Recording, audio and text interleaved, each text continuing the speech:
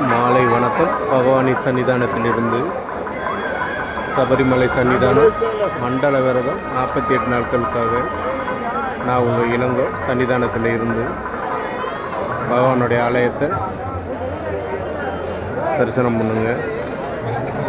எவ்வளோ ஒரு ரம்மியமான பக்தி மகமனம் கமழும் ஒரு காட்சியை தான் நீங்கள் பார்த்துட்டு இருக்கீங்க.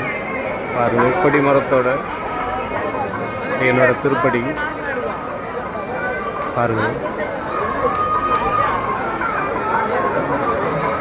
சாமியே சரணம் ஐயப்பா. சபரிமலை சன்னிதானம் மண்டல விரதம் 48 நாட்கள். எங்கே பார்த்தாலும் ஐயப்ப பக்தர்களாக இருக்காங்க.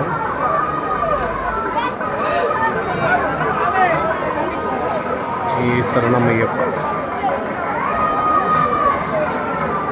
ஐயன் திருப்படிகள்.